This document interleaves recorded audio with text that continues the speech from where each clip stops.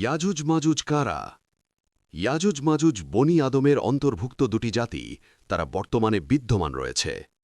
আল্লাহ তাআলা যুলকারনাইনের ঘটনায় বলেন, অবশেষে যখন তিনি দুই পর্বত প্রাচীরের মধ্যস্থলে পৌঁছলেন, তখন তিনি সেখানে এক জাতিকে পেলেন যারা তার কথা একেবারেই বুঝতে পারছিল না। তারা বলল, হে যুলকারনাইন, ইয়াজুজ মাজুজ দেশে অশান্তি সৃষ্টি করছে। আপনি বললে আমরা আপনার জন্য কিছু কর ধার্য করব, এই শর্তে যে আপনি আমাদের ও তাদের মধ্যে একটি প্রাচীর নির্মাণ করে দেবেন। তিনি বললেন, আমার রব আমাকে যে সামর্থ্য দিয়েছেন তাই যথেষ্ট। অতএব তোমরা আমাকে শ্রম দিয়ে সাহায্য করো, আমি তোমাদের ও তাদের মাঝে একটি সুদৃঢ় প্রাচীর নির্মাণ করে দেব। তোমরা আমাকে লোহার পাত এনে দাও। অবশেষে যখন পাহাড়ের মধ্যবর্তী ফাঁকা স্থান পূর্ণ হয়ে গেল, তখন তিনি বললেন, তোমরা হাঁপড়ে ফুঁক দিতে থাকো।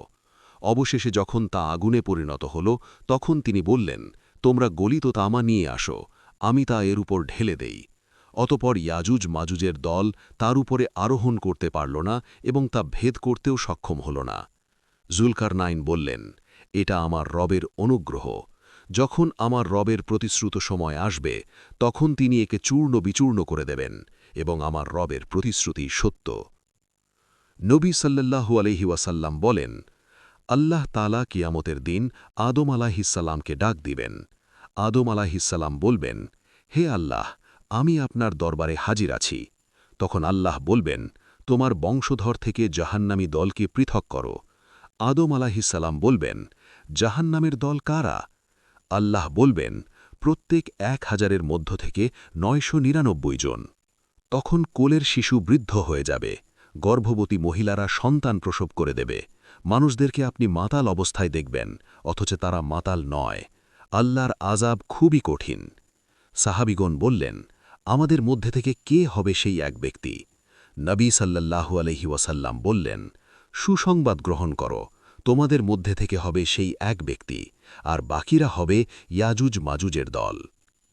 ইয়াজুজ মাজুজের দল বের হয়ে আসা কিয়ামতের অন্যতম আলামত।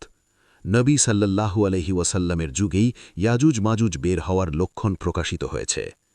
উম্মে হাবিবা রাদিয়াল্লাহু আনহার হাদিসে আছে, তিনি বলেন, নবী সাল্লাল্লাহু আলাইহি ওয়াসাল্লাম একদা পেরেশান ও রক্তিম চেহারা নিয়ে আমাদের কাছে উপস্থিত হয়েছিলেন। তিনি বলছিলেন, লা ইলাহা ইল্লাল্লাহ, আরবদের জন্য ধ্বংস অনিবার্য, অকল্যাণ নিকটবর্তী হয়ে গেছে। ইয়াজুজ মাজুজের প্রাচীর এই পরিমাণ খুলে দেওয়া হয়েছে। এ বলে তিনি হাতের বৃদ্ধাঙ্গুলি ও তর্জনী আঙুল দিয়ে গোলাকৃতি করে দেখালেন।